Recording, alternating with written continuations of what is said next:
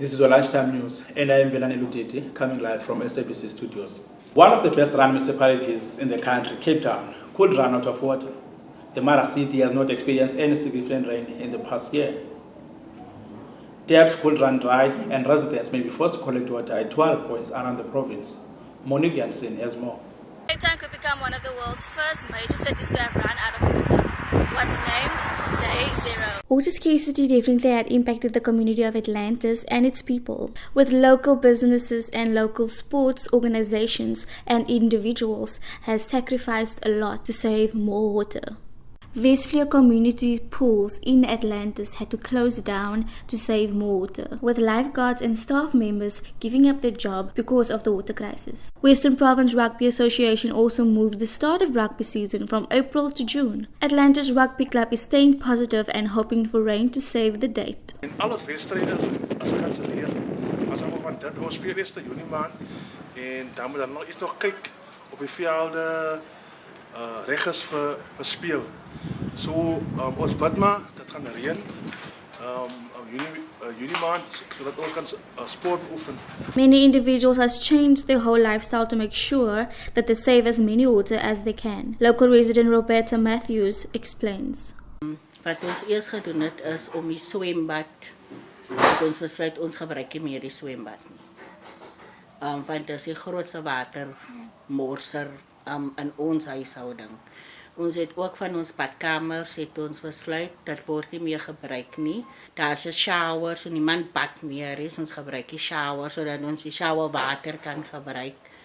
Expert Jessica Fell from the UCT Water Task Team gave her comment on what has been happening on the Cape Town water crisis. The main cause of the drought is the rapid onset of climate change, which has resulted in well below average rainfall for the last 3 consecutive years. In light of the ongoing drought, the city is now trying to encourage even more stricter targets of 50 litres of water per day, a difficult goal that continues raising issues of equity and justice. Monique Jansen for Eyewitness News. Talking stats on abuse in South Africa. 1 in every 4 women is physically abused by her intimate partner. Every 6 hours, a woman is killed by a current or former intimate partner. These are some of the shocking statistics that illustrate the extent of violence against women in South Africa. Liana Tajana has more.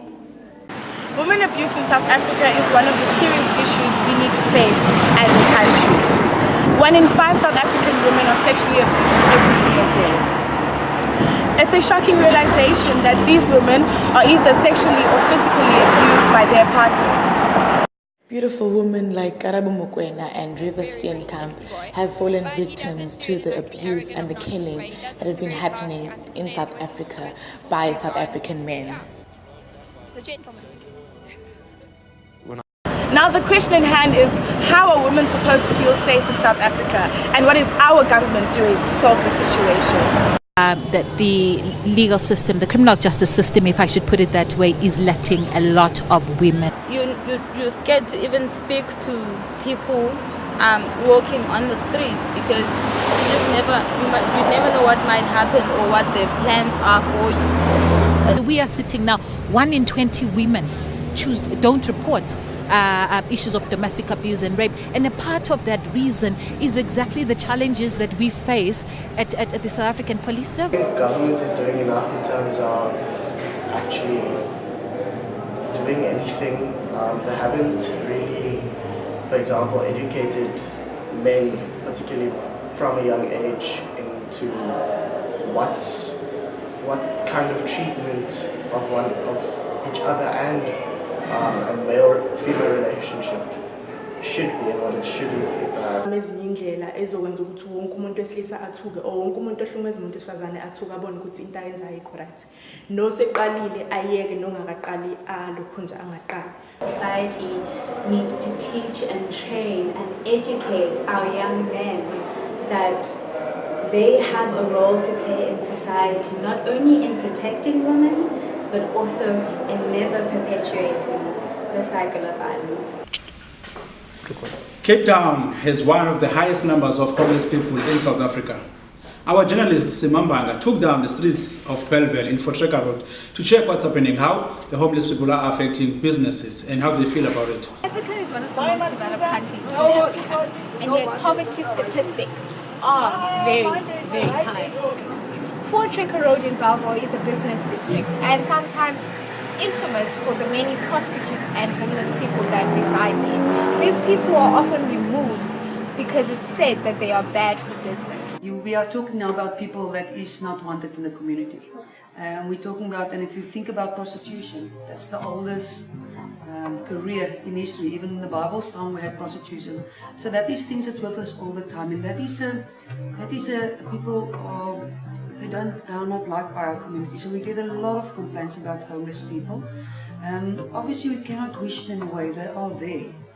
They are irritation to people because they've got no place to use a toilet. So you'll come to a business or in front of your house and there's a toilet, they've made a toilet. The prostitutes as well, it is a problem, but it is such a big problem that it is going more to welfare as well. It's a social problem. Why? I won't say government doesn't do enough, it is doing enough, because some of us who are here, there's no people who don't have something to stay, a place to stay in there. It's just the problems that put us here.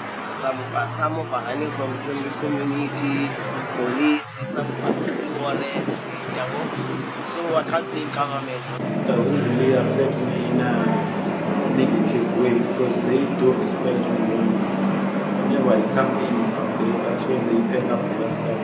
I feel bad on the other side for them. It's like I'm chasing them away.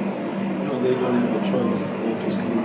The total number of 7,383 homeless people that they counted, 4,862 of those live and sleep on the street, while 2,521 of those people live in shelters like this one. I came in November, came to the shelter, I was on the streets, I was a gangster, drug addict, and I've been through the program that food, there's meals 4 times a day, place to sleep and whatever.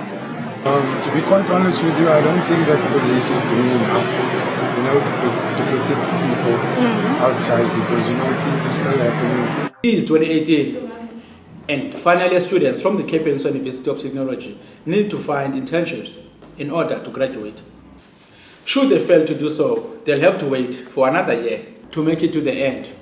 Nogwanda Mlambo has more. Every year, senior students have to use their last semester to go and look for internships in order for them to gain experience so that they can graduate. This comes with a lot of stress because they have to go out and look for internships, and if they don't get them, they won't be able to graduate that year. They will have to wait for another year and apply for internships. We are at CPUT and we are going to find out more about the challenges that the senior students in this university face during this process. Since the third year, ibalekile bana ndenze incept training yam, and then if andiyenza incept training yam, andizokwazi uqhubekeka, and then I'll fail i-third year yam. It is a stressful period for the students because they need that practical because that mark counts, and that's a challenge. So there's the media practice that helps us to get, that is supposed to help us to get into in-service training by June. There was help we got from the department. The lecturer who was teaching us media practice, she helped us secure interviews with this one agency called Isilumko. And that's actually the opportunity for the student to gain experience in their field of study. And that's what makes it important for them. So yes, we do run internships program whereby we give graduates an opportunity or a platform where they can actually be exposed to the workplace that is in line with their field of study. I wish bana in saving a fagwa. The advice I'd offer somebody who's looking for an internship is to start right now. Not to wait. You must start as early as possible to look for an internship. According to former Higher Education and Training Minister Bulletin, businesses must try to provide learner further education and training institutions. Nogwanda Mlambo, CPUT, Cape Town. A lack of accommodation at the Cape Town University of Technology Cape Town campus has forced some students to sleep outside residence offices. The students were previously sleeping at the student center, but their belongings were being stolen and they had to move to the residence offices. Kanyal Mngwana has more. The students at CPUT in town campus have a res issue. The res issue that was thought to be sorted is not sorted, as we have plus minus 50 students who have no place to sleep. Students who have come here from different places out of Cape Town have been here since January. Sahlala sikhathi abasinayo. So mina angisathi kusifuna senenjani ngoba mina ngizola eMpumalanga le and ifamily yami worried ukuthi kwenzakalani. My parents are worried because now anginaza yokuhlala and ngenze ngithathe amabhegi ngibuye eclassini or ngibuyele ekhaya already my class aqalile akunaza yokuhlala akunaza yokuthini asidli nakahle ngoba akunaza yokuhlala. So John, as a part of your leadership as a part of the second years lapha esikolweni, the situation the students whereby izolo bebeleli apha res department without any right facilities, and it was not a secure place. Kosibini kukho students apha la police station which is suka from distant places. So in this le apha sibona the student leadership sizothini sizoba support sibabone, because at the end of the day it's not safe for them bazolala apha e police station bangananda accommodation yolala kanye bazolala apha res department whereby akho ne secure place. Izolo balele res department insecurity asibagadanga. The situation is normal. They are just sitting, there is no fight, nothing. And then we are not here because we are fighting. As you know, that our job is to make sure that the building is safe, the students as well as the management are safe. That is our job. That is no reason why we are. We spoke to Lauren Kensley, spokesperson of Cape Peninsula University of Technology, to find out whether the university's res department is aware of the challenges of these students.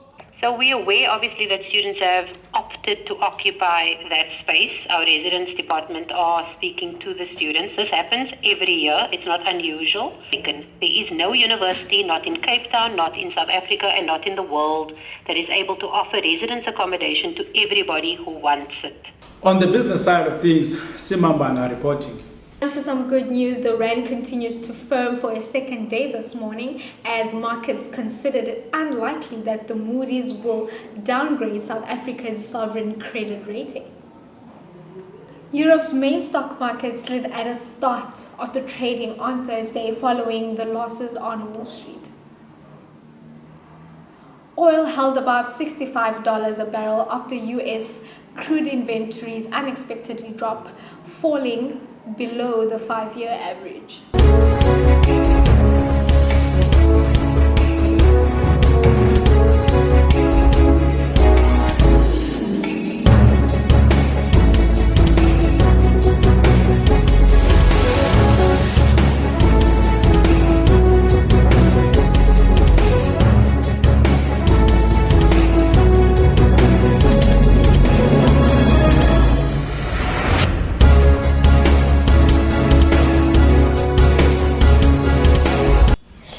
Noganda Mlama will be delivering the weather for us. Afternoon, it's lunchtime, and let's just take a look at the weather for today. Today we're expecting 24 to 28 degrees Celsius in Mpumalanga, and we can also expect 28 to 36 degrees in Mafikeng. In Johannesburg, we can expect 32 degrees to 36 degrees Celsius maximum, and you can also expect some rain falling there. And then in Kimberley, you can expect 31 degrees to 33 degrees Celsius maximum, and we can also expect some hot weather there. And in Bloemfontein, we can expect 24 degrees Celsius to 33 degrees Celsius for the day. We're expecting 30 degrees to 36 degrees Celsius, and it's very hot today. And in the Eastern Cape, in East London, we're expecting 32 degrees Celsius and 33 degrees Celsius. And in Cape Town, we're expecting between 32 degrees Celsius and 33 degrees Celsius. Thank you. This is all for today. Have a good day. That's it for the lunchtime news. Thank you for tuning in.